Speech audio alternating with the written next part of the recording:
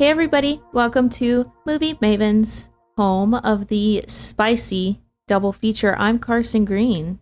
And I'm Annie Janes. This week's spicy double feature is Caught Stealing and The Big Lebowski. Annie, before we jump in, you said something earlier that I want to mention at the top of this show, which was whenever we were naming this podcast. Oh, yeah. And with the double feature in mind. Also, you know, we wanted something that was catchy. We wanted something that kind of embodied what we wanted to bring to the show. And do you want to give the listeners our runner-up? Yes. The other name I think about is Two Chicks, Two Flicks. Yeah. Two Chicks, Two Flicks. It's still good. It is really good. And in fact, why didn't we go with that? Why did we go with Movie Mavens? Do you remember that choice that we made? I don't know why. I don't either. I think we were like, if men read the word two chicks, they won't listen to the show. Oh. So we've isolated 50% of the world because men are terrible. And they're like, chicks, that's not for me. Maybe that's why. You might be right. Yeah. But we, you know, in retrospect, we didn't need them. No. But Two Chicks, Two Flicks is good. I don't know how we can use, maybe that's a shirt or something, you know? Yeah. Ooh, yeah. Movie Mavens. Maybe that could be our that could be our tagline. It's a subtitle. Yes. Two Chicks, Two Flicks. Dude, I'm going to change our Instagram. Like a bio or something? Yep. Two Chicks, Two Flicks. I mean, maybe, yeah. Okay. That's cute and funny. Okay. Well, the two flicks today. Yes, the two flicks today. I think are like it's a caper. Caper 90s. 90s. We've got so many different parties of interest. As the dude says, there are a lot of interested parties. And both of the main characters are like kind of like a deadbeat. Yeah. Who get thrust into like a crime mystery world where they should not be present in at all. Yeah. Like they're out of their element. Yeah. They don't belong. They don't belong. And the way that it happens for both characters is thugs show up to their apartment. Yeah. And put them into this world. So yeah. A lot of similarities, but these movies are very different. Like extremely different. Yeah, very different.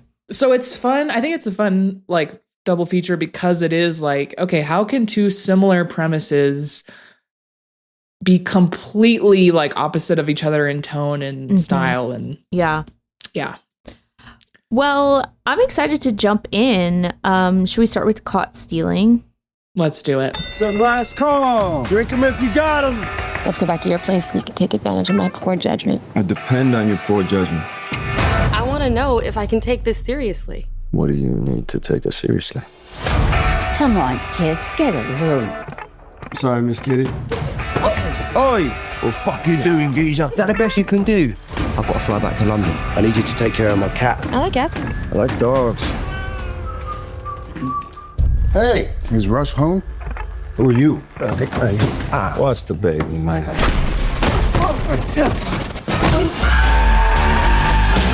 Who did this to? La pistola. Either I get what I want or my pistol stuck from me. Okay, Annie, please hit us with some facts. This movie came out August 25th, 2025. It was written by Charlie Huston, who wrote the book that this movie is based on. It's directed by Daron Aronofsky, starring Austin Butler, Zoe Kravitz, Regina King, Matt Smith, and Liev Schreiber. You might know Daron Aronofsky from Mother! Which we've done an episode on. Black Swan. He's done Black Swan, Requiem for a Dream. Yeah. Pie. Noah. That one's a bit of a turd. The Whale. Yeah. The Fountain. The Wrestler. So this is a man of ups and downs, but you know what? Every single one of those are an original film. Very interesting filmography. but they're all original. They're all original. Yeah. Or I guess some of them are based on a book, but they're not like major, IP. They're original stories to us. So yeah. I will say I was really surprised to learn that Daron Aronofsky directed this, to be perfectly honest with you. I mean, I guess I knew that like somewhere peripherally. Like I had learned that. But then just like knowing that while I'm watching the movie, I think I was just really surprised. This is totally very different, I think, than a lot of his other films. However, it also includes some very Daron Aronofsky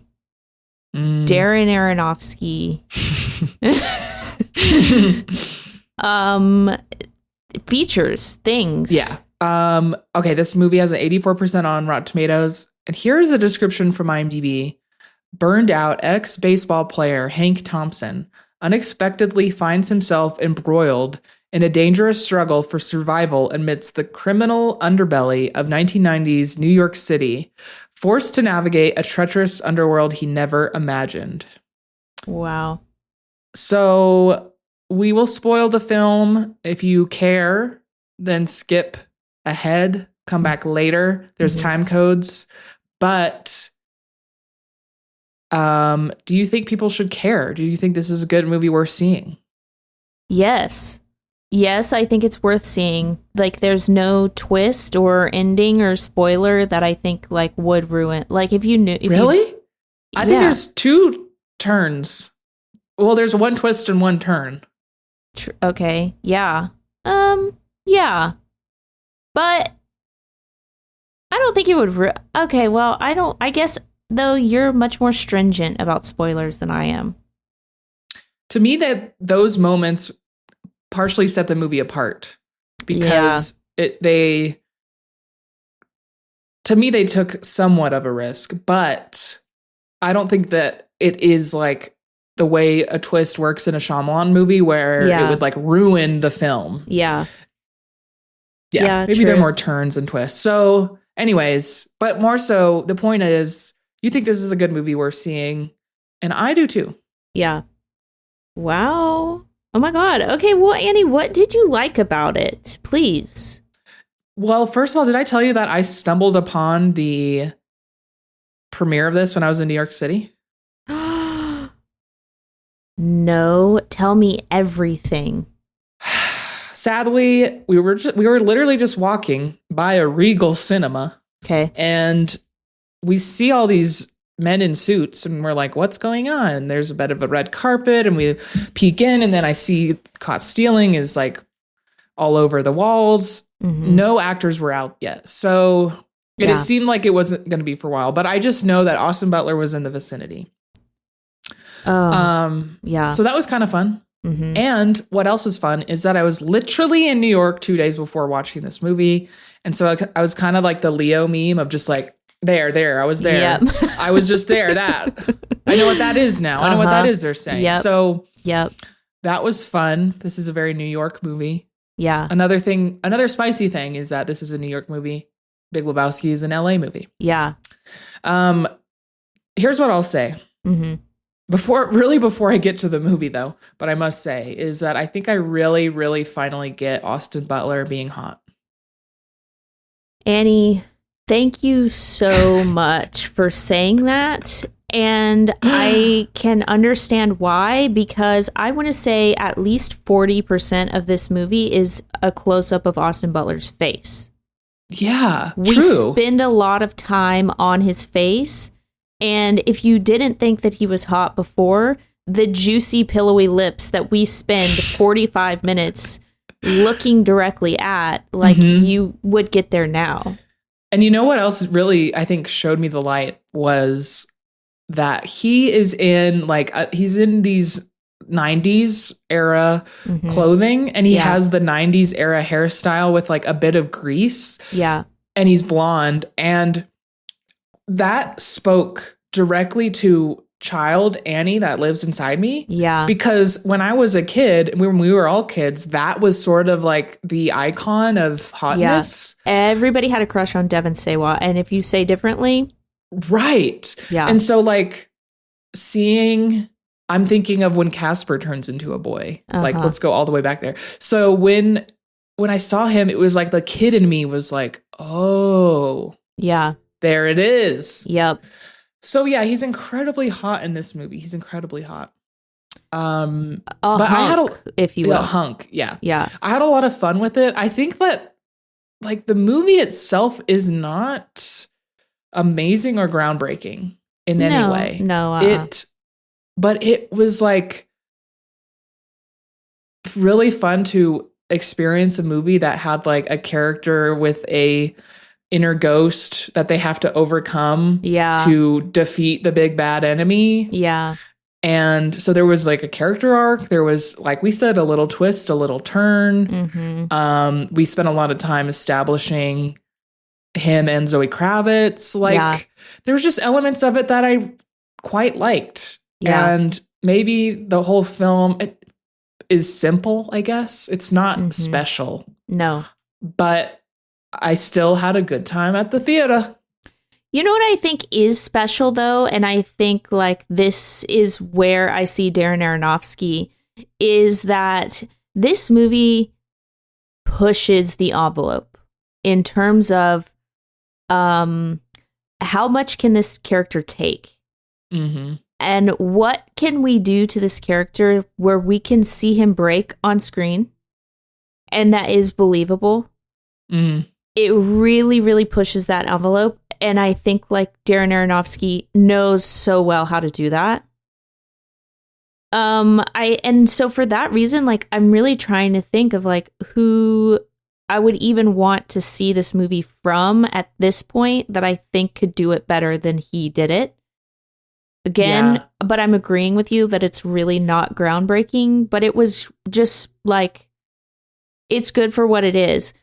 I'm thinking specifically there were this moment in the film where I was just kind of like, oh shit, we're going there, was when super early on, we're in the first act and he gets the absolute shit beat out of him. And then he like looks down and he's pissing blood. Just like that shot it is so like, oh, and then we like close, and then the next scene we wake up and he's in the hospital. That's like, oh shit, we really went there. Like this guy did not just get like a little roughed up. Right. The stakes were high. Yes. And I mean, they killed Zoe Kravitz. Literally shot her in the head. And that's the moment, which was a little later than your moment, but that was the moment for me where I was like, oh, okay, it's not a silly romp, it's like a serious romp. But at the same time, it was still silly, though. It was a little silly, which, hey, I stand by. Everything should be a little silly. I think so, too. Yeah. You know what I like, too, is that Austin Butler did what a normal person would do usually. Like, he called the cops when it would have been a normal thing to call the cops. Yeah. You know when characters don't call the cops for whatever reason? Yeah. Like, he did. Yeah. And, yeah, him navigating the situations felt like believable to what a normal, if a person was in this scenario, this is what they would do. Yeah. Yes. Also like just the believability of it too, I think is like, yeah, your neighbor who lives across the hall asks you to babysit their cat. Okay.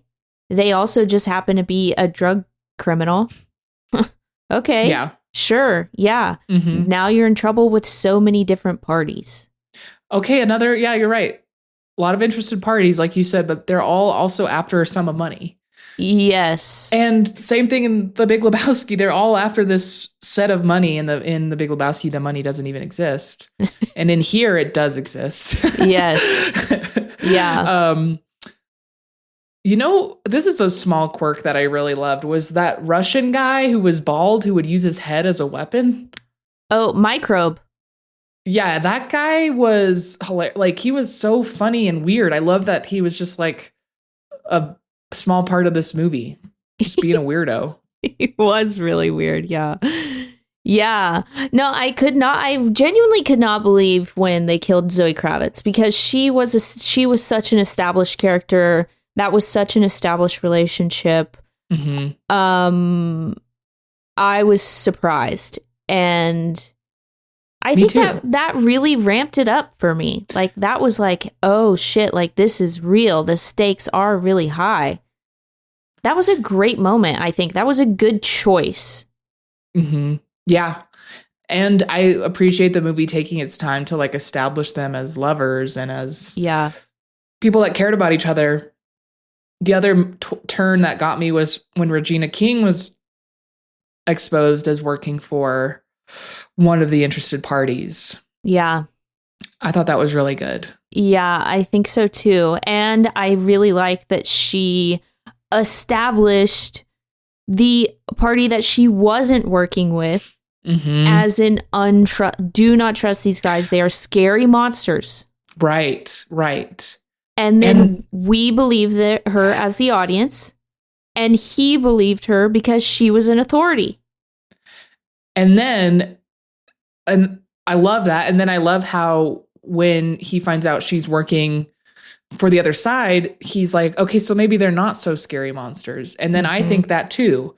But when we have the lighter moment, which I love because that lighter is so weird, it's shaped like a gun. Yes. We see her use it in a moment. Like, so when we find out, oh wait, they actually did kill Zoe Kravitz, I felt betrayed like Austin Butler. I was like, they are monsters, actually. Yeah. Yeah. Of course they are. Well, I mean, they also had a full conversation in Hebrew about, should we gouge his eyes out? Yes. Well, we knew they were a little bad. Yeah. But we didn't know. I believe that Regina King killed, or Regina King's goons or whatever, killed Zoe Kravitz. Bad Bunny. Yeah, I thought it was Bad Bunny. For Bad sure. Bunny. Yeah. Okay, also Matt Smith. I kind of wish there was more Matt Smith. Me too. His accent was so funny. Yes. And again, this movie recognizes that in order for Matt Smith to work, he needs to look like a freak. And he did, bro. And he did. Can I? Although Oh, yeah, go ahead. Do you think that Matt Smith is hot? Yes or no? No. Do you? Most of the time, yes. In this movie, no. Interesting. Okay. Yeah. What is it for you? The forehead? I think it's the chin, actually. Oh, okay. It is funny to me that anyone ever on this planet could impersonate him and get away with it because of how distinct his look is. Yes, the look, the accent, dude. Just the accent, every line that he delivered was so good. It was just so like, oh boy, you're really in it now. Oh my god! And then whenever he was concussed, that was so funny. Yeah. And then he died, bro. It's like you're being really, really silly, and this is really funny, and we're poking fun at the fact that you have a concussion, and then he really dies. Croaked. Yeah, and then he croaked. Yeah. Also, this is a cat movie. Bro, I love the cat, and I love that Austin Butler feels a sense of like guardianship throughout. He's like, someone has to take care of this cat, and it is me. I'm the guardian. You know how, if you think about movies, period. Yeah. They rarely feature a cat as much as this movie features a cat. Yeah. And that's because cats are smart enough to know they don't need to be trained. So I feel like that alone makes this movie, like, brought this movie to another level, because there was a cat in so much of this movie. Yeah. He was omnipresent. And I love that. He was really cute. He was so cute. Someone said at the end of the movie, oh yeah, at the bar in Tulum. Yes. You have the same eyes. Him and talking about the cat and Austin Butler. And that is literally so true. They do have the same eyes. They do. Casting. They really do. Whoever cast that cat. They nailed it. Okay. Are you ready to score it? Anything else? More movies like this, please. Yeah. Again, it's not special, but it's fun, and I would recommend it. I would too. I liked it a lot more than The Whale. Me too. See, and that's the thing too. Like, this movie wasn't trying to say anything. No. Right. It wasn't trying to make a point. There was no undertone here. It was just, here's a story. I know a lot of people that hate when movies or art is not trying to say, when they don't like it when art doesn't say something. But I don't hold that opinion, because sometimes when art is trying to say something, then it like feels put upon. It feels like it can feel forced. Not always, but in the case of The Whale, a little bit. Yeah. Right. Yeah. In the case of Requiem for a Dream. Oh, and I haven't seen that still. You'd please never watch that, Annie. It is so deeply upsetting. You don't put it in your brain. And okay, here's another thing too. I could tell that Daron Aronofsky was having fun making this movie.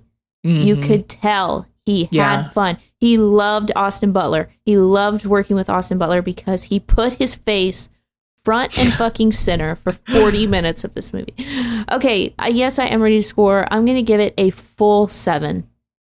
I think I'll give it an 8. That feels so high, but whatever. Yeah. Well, it was a good time. It was a good time. I would watch it again and see, there we go back to that rewatchability factor. Speaking of, let's move on and talk about the Big Lebowski. Wait, let me explain something to you. I am not Mr. Lebowski. I'm the dude. You know, that or his dudeness or duder or, El Duderino, if you're not into the whole brevity thing. Are you employed, Mr. Lebowski? Employed? Do you like sex, Mr. Lebowski? Is this your only ID? You got the wrong guy. I'm the dude. Your name's Lebowski. Jeff Lebowski, the other Lebowski, the millionaire. I received this ransom note this morning. This is the bummer, man. They want you to take the money and act as courier. What do you mean, man? Okay, Annie, please hit us with some facts. This came out in 1998. It was written by Joel and Ethan Coen. Guys, please get back together. I'm begging you. It was directed by Joel Coen, starring Jeff Bridges, John Goodman, Steve Buscemi, Julianne Moore, Philip Seymour Hoffman, and more. 80% on Rotten Tomatoes. Here's the description from IMDb. Jeff the Dude Lebowski, mistaken for a millionaire of the same name, seeks restitution for his ruined rug and enlists his bowling buddies to help get it. So I think what Caught Stealing did really well was the story. I think that the story played really well. And I thought that the writing was really tight on that. What the Big Lebowski did really well is the characters. Amen. All of these characters are so distinct. And they're so unique. They're so unique and they're so memorable. Even Philip Seymour Hoffman, even Brant is like a fully fleshed out character. Even Brant. Even Jesus. There's characters that have nothing to do with the plot, like Jesus. Yep. And the movie will take time to dedicate scenes. Yep. And that's a point I have, is like that this movie just like is showing you such a weird world. Yeah. And there's scenes dedicated to that, like the Jesus scene, the landlord having a performance art show. Love that. The guy in the iron lung. The fact that he's in an iron lung is so weird. And was a child actor or something. Yes. And then Jackie Treehorn, the pornographer guy. Yeah. Like that whole scene with whatever the fuck is going on with his house, but also him getting a call and doing the penis drawing is like all of that is just like, this world is so weird. So, but no, I fully agree. The characters are like, the Caught Stealing characters can't hold a candle to these guys. No, they really can't. They really cannot. I mean, Austin Butler tried. I think he really tried. He did not. I don't think he was able to deliver it because I don't think that it was written in such a way. The source material wasn't even there. Yeah. But the dude that, like, the writers of this movie know every intimate detail about the dude, and they told Jeff Bridges, and Jeff Bridges embodied the dude.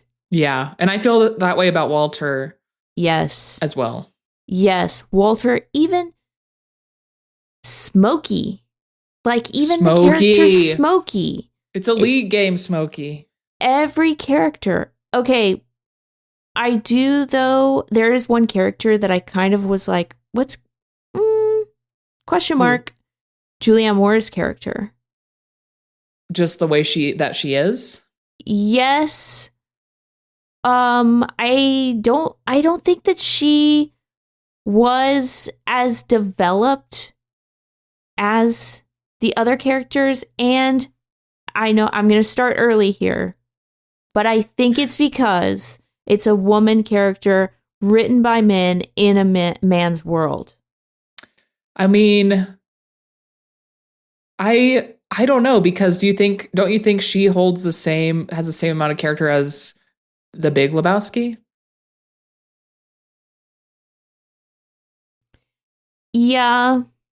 I mean, I guess, like, they're... Or Jackie Treehorn? Yeah, they're kind of like one note, one dimensional, but it's like at the same time, she's kind of the only woman, and I wanted her and needed her to be multidimensional as just like how much depth the dude and Walter had. I guess to me, I think, I don't know if this is an issue of the writing, because I'm reminded of, she has a mother that she cares about this, because she has sentimentality around the rug. She's an artist. Yeah. She is also talking about how men are uncomfortable with the female form. Yeah. All of that. And then this weird scene pops into my head.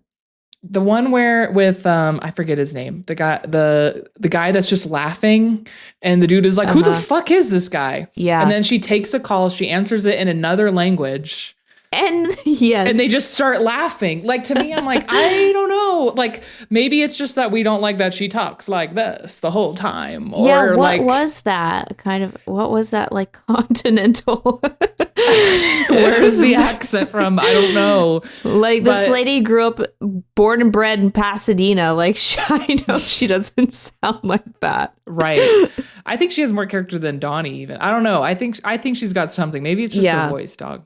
Yeah, maybe you might be and right. She is truly the only woman, so there's nothing we can compare her to. Okay. Well, this movie is so beloved, and I've only seen it. I think that this is literally the twice time I've saw it. That's one of my biggest things about this movie. This is probably in my top 10 of all of my movies. I love the Coen brothers. Yeah. And this is probably my favorite film by them. What? But the thing with this movie is, I think you have to have seen it several times because of how much is going on. Yeah. And so it's hard for me to recommend to people, because if they don't find something to click with in the first watch, then it might not work. But I did, like, I remember vividly the first time I saw this and was like, what the fuck did I just watch? Like, what just happened? I don't actually know. I couldn't tell you if someone asked me like what the plot was, but there was moments that spoke so much to me that I just thought were hilarious. When Walter throws Donnie's ashes, tries to throw them in the ocean, and they get swept up by the wind and go into the dude's face. That moment. And then when Jackie Treehorn like takes a call, makes a note, and then has to excuse himself, when the dude like does the detective thing to reveal what the note is, it's just like a man with a dick. That alone is so funny. And then later when the dude gets apprehended by the police, that's like the only thing in his pocket like is that image. So like I remember specifically those two things made me go like, this is so funny and different. Yeah. It also tickles my ADHD brain, because if you notice, every scene there are at least two conversations happening at once. Yes. Yeah. And this, like, I think it's kind of introduced because he is called the dude, but this movie has its own language. And if you don't know it, you don't understand at least one of those conversations. Right. You have to like clock in. There is no looking away or stop. Yes. Like you can't stop listening. Uh-huh. But I will say that the dialogue actually really helps me follow or remember what's going on, because there'll be times where I'm like, wait, what are we doing now? We're bowling again. And then they're talking, one of many conversations happening at once. And then Walter's like, you have $1 million in your trunk right now. And I'm like, oh, right. We got the $1 million and it's in his car. Yeah. And then the car's blown up and that happens like 5 more times. So it's so much to keep up with. And what's so funny at the end when Sam Elliott's like, and it's all wrapped up, and Gus and I turn to each other and we're like, actually, literally none of it's wrapped up. I guess Bunny is wrapped up, but the money never existed. Like, the plot goes nowhere, but that is, in my opinion, by intention. Like the intention of the film is just to go about. It's just about the dude. It's just about the dude. I think it is just about the dude. And you know, like the first time I watched it a couple of years ago, we watched it for another show, another podcast, that sadly, rest in peace, they're no longer together. But we watched it for another podcast, and we were on their podcast talking about this movie, and that was the very first time I had watched it, and I did not get it. It wasn't for me. I didn't like it. I was like, this is for men. Now, the second time I watched it, I surrendered to the movie. Yes. Fully surrendered. And it's like the only thing that this movie is about is the dude. Yes. You just have to surrender to the dude and the dude's world. And, you know, I think like there's a beauty in that simplicity. I agree. And what's nuts is there is a lot of plot in there too, but it just it just doesn't matter. Yeah, it is just the dude's life. It's just like what's happening to the dude. It's just a point in the dude's life, and we're just dropped into it. The opening monologue tells you this. Uh-huh.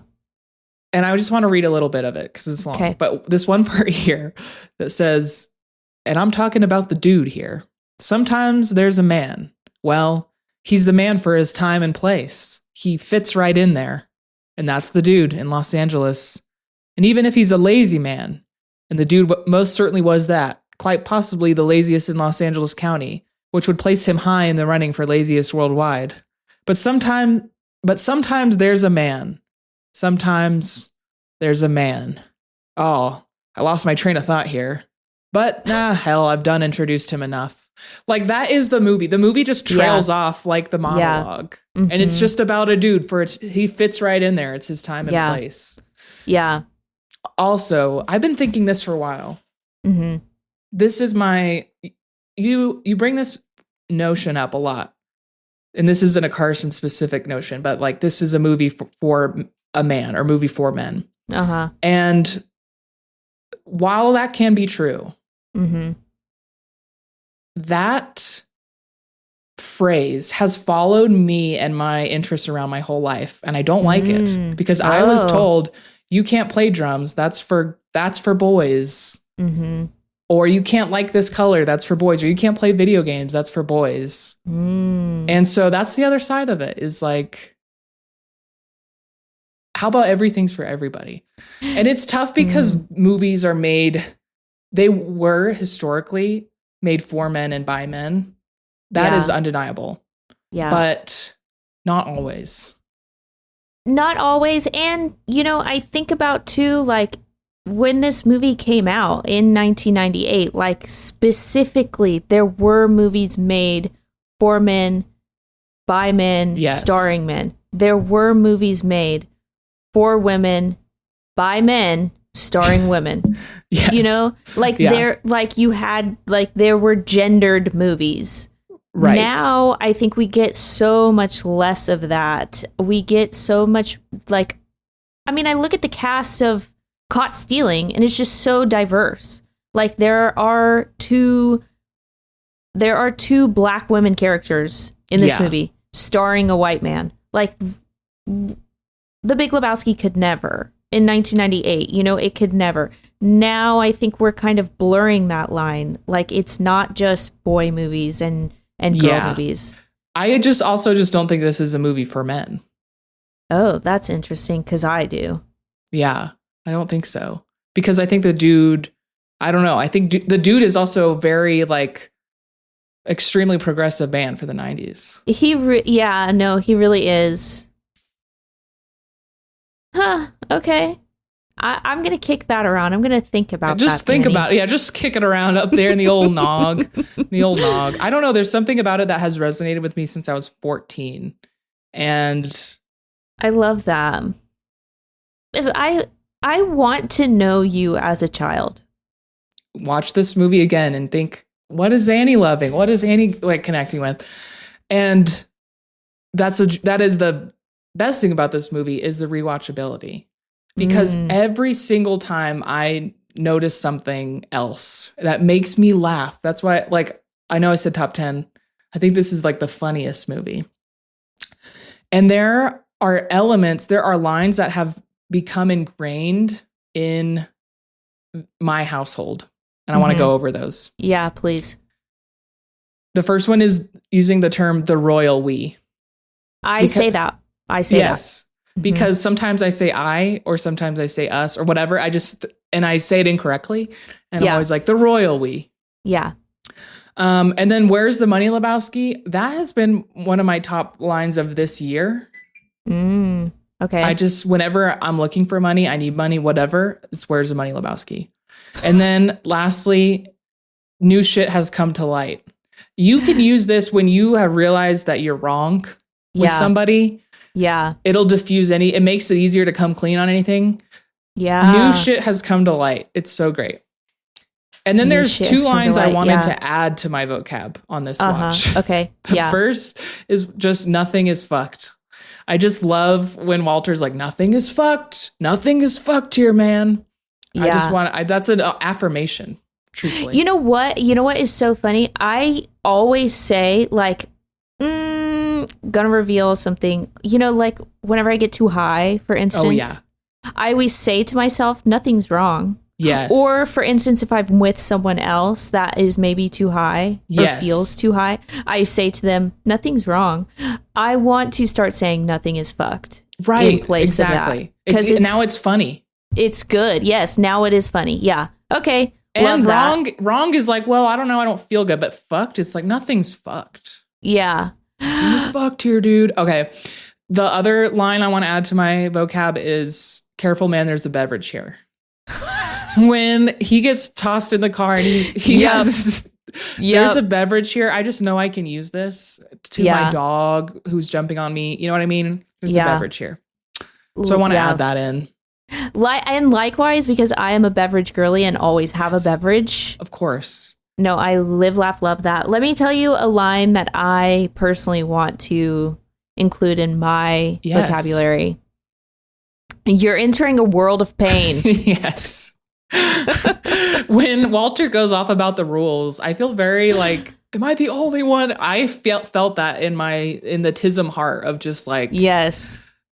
Sometimes it does feel like I'm the only one that gives a fuck about the rules. And the man does have autism. Of course he does. Of course he does. The fact that he like follows Shabbos when he's not even, I think that is so funny. Yeah. Okay, I wanted to go over the moments that made me laugh out loud this watch. Wow, okay. When Philip Seymour Hoffman is showing the dude all the trophies and certificates of the Big Lebowski. Yeah. There's this one that has like a foot on it. And he keeps saying, don't touch that. The dude is like touching it. And then he's like, okay, please don't touch it. And the dude continues their conversation, but like kind of goes back for another touch. Yes. And for some reason, just him going back in that just made me laugh out loud. After Walter blows up at Smokey, he pulls the gun out. He's screaming. Yes. When things have calmed down, the way that Walter or John Goodman has the line read, it's a league game, Smokey, like really got me. And I also think maybe Walter's a little right. Like it is a league game. And then Walter says amateurs when he's talking to the dude, when he's just pissed about them having to do the drop. Just that whole scene is so funny when they have to throw the ringer. Yeah. Okay, then when Walter Otto replies to Donnie, shut the fuck up. And then he realizes that Donnie said something he actually cares about. And he's like, where? But this is when Donnie's like, they posted the results of the league game. Yes. That made me laugh out loud. And then this is a new one for me. Okay. When the dude is talking to Julianne Moore's character, and he's like, I'm sorry, your stepmom is a nympho, but... And then he's looking around. He's like, wait, do you guys have any Kahlua? I don't know why that got me. Just like him throwing out, I'm sorry, your stepmom is a nympho. Really got me. Okay, so those are the things I laughed out loud at this time around. Wow. At least the ones I could write, I could even express, because oftentimes I'm just laughing at a face somebody's making. Yeah. Yeah. You know what I also really liked was the dude's hair clip. And they use it as a roach clip. Yeah. Did you catch that? He would use it to hold his J's. Yeah. Yes. Really, really. The dude is just such a good character. He's wearing jelly sandals. He's wearing, I clocked that too. He's wearing jelly sandals. And just, the hair clip. Yeah. I like these characters. I can't say, and I'm so sorry, Annie. Like, I really genuinely am. I can't say that I really like this movie, but I do really like these characters. And what do you think it is? Is you're just upset that Maud is Maud, like the way that she is, that makes you not like the movie? Or is it the way that the movie is in that it's like hard to follow? Or I think actually it's kind of more of like a genre thing. Oh, a caper? And like it's a comedy, and like it's very obviously written to be funny and to make me laugh. I don't know. I have just like on a guttural level, I have an aversion to that. I don't know why. That's so weird. You don't want to laugh. I don't want to be told when to laugh. I think it's funny because this movie is unlike any comedy I've ever seen in my life. Like, it is to me, it isn't like, you know, when you watch a sitcom and that's like the most extreme version of what you're describing, where it's like, pause for laughter. Like, I see what you mean when I look at that. But this to me is like, if you were to put it on, someone might not just assume it's a comedy, seeing it on in the background. They might not even know it. It's the same thing with Arrested Development. The reason I love that is like, you have to lock in. And if you don't, then you're SOL. Yeah. No, and you know, it's so interesting because this is just like exactly like every comedy that I've ever seen. And I think it's just a genre thing. I think it is just a genre thing. Caught Stealing is claiming to be a comedy? A crime comedy? Same genre. Yeah, I could see that, but I think like the difference there is that Caught Stealing is like also really violent. Yes. And I don't know. I think just like adding the two extremes, like being really violent and also kind of being written a little silly bit. Yeah. That one is like barely a comedy to me. Yeah. The only funny thing is Matt Smith, and he pops in the third act. That's right. Yeah. But I can't believe it's claiming it's a comedy. Yeah. Well, we're playing fast and loose with genres these days. What if you throw away the label? But that's the only thing you can think as to what you don't like about it. The elements of comedy. Yeah. I think it just like, I don't know. I just don't think it's for me. I don't think. And you know what? I think that's fine also. Because after watching it and having a certain reverence for the dude, like I get why you like it. Yes. Like that makes sense to you why people would like it. Yes. I think this the Big Lebowski can be so what's the word? Like hard to like break into. There's a word for that. That like someone could watch this movie and not understand what anyone likes about it. I think don't you think? Like someone could see this movie and just not get, like if I showed this to Diana Janes, my mother, hello, she might be listening. She might not get anything out of this movie. And so like, I think it's at a particular frequency almost. Yeah. But here's the thing though. I am the only person that I know that doesn't like the movie. Like I've never, like I can't think of another person that I've had a conversation with about the Big Lebowski that's like, yeah, man, I hate that movie. It sucks. Like it's so universally just like accepted as like people just like if you've seen it, people like it.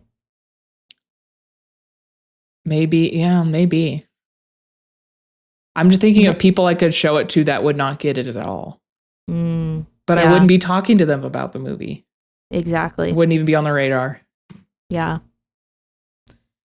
I don't know, man. Nothing personal, Annie. Okay, obviously. You can like it, and that's fine. I still stand by that it was a great double feature. Me too. No, I think it's literally the perfect double feature. I will say also, I do love an LA movie. I love that we're in North Hollywood. Love that we're in Malibu. Love that we're in Pasadena. We're all over that. We're all over LA. Love that there's a tumbleweed that starts in the desert and goes through LA and ends up at the ocean. That's another thing that tells me about something about this movie. It's like, oh, it's silly.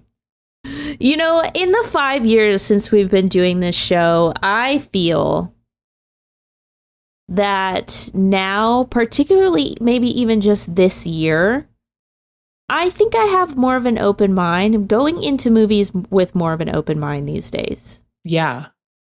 I think that's the benefit of consuming a lot of something and looking at it critically like we are, just inspecting it.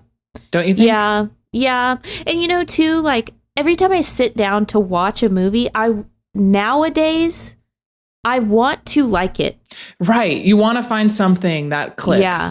Yes, because I hate the thought of like the movie's over and I feel like I've wasted my time. Right, like, right. I have to find something of value that I like either identified with or I want to think about more critically or I love the cinematography or whatever. Like I'm always looking for something to like. Right. And I think that's like fun. Yeah, historically I did not approach movies that way. Yeah. I think that's a good way to do it. Thank you. So that's how I watched The Big Lebowski this time. That's good. Yeah. I'm sorry it didn't work for you, but I'm grateful for you watching it because it is very near and dear to my heart. And I would say if you ever want to try again, do, because I think it just warms up. It only gets better. It only gets better. I will watch it again with you. Yeah, that would be fun. Yeah. Okay, I texted you this, but I want to bring it up. Walter, I think the first time would stress me out because he would just be, he's the guy that's like fucking things up. Yeah. He kind of makes He's also Donnie very die. loud. He's like yelling. And he's all loud, the time. Right. Yeah. But like, and I compared him to Michael Scott. Are you super familiar with The Office? Oh yeah, girl. Okay. When I first started watching The Office, before anyone else started, because I swear to God, I was on the ground floor of that show. I was like, oh my God, like Michael, he sucks. He's hard to watch. I kind of don't like him, but there's something about the show I like. And by the time, I don't know, fast forward 3 years or whatever, I love Michael. I adore him. Yes. I know he's like, has qualms, but I just love not only him, but Steve's portrayal of him is so good. And the way that Steve can do facial expressions, I was catching with Walter. Yeah. The expressions on John Goodman's face were nuts. I don't know, like everything about it was making me laugh. Yes. Also, everything that he says is a throwaway line. There's this line. What do you mean by throwaway line? He just he doesn't think before he speaks. It's just like he's like just not even processing thought. It's just kind of like, I'm just saying. He's reactionary. Yes, very reactionary. Yes. So that's what I mean by throwaway line. He's just talking. He's just talking. And there's one line when he brings the dog to the bowling alley, and he's reaching to open the thing, and he's like, I think it's a Pomeranian. He opens the thing, and it is very obviously not a Pomeranian. That just goes to show you this guy's an idiot. He is an idiot, but like, we don't return to that thought that he had. Like, he just is constantly he's like streaming a machine of just throwaway lines, just thoughts. Yeah. And then the dude's like, why did you bring the dog bowling? And then Walter says, well, I didn't buy it a fucking pair of shoes, did I? I didn't buy it a beer. He's not bowling. Yeah, exactly. Oh, man. Goofy. Okay. And then next time we do watch it. Yeah. If we paying attention to the dialogue, notice how every line that is said is like informative of something, either the plot or the character. Like it does all inform something usually, which is wild. Yeah. Okay. Anyways, I think that's all I have to say about it. Okay. Annie, I want to personally apologize. I didn't like it. Well, that's the beauty of our show though, is that we have very different tastes. Yeah, true. I'm going to go ahead and give it a full 5. I love the dude. If the dude releases a book of philosophy, I would buy it. The dudism. It semi-created that as like a philosophy.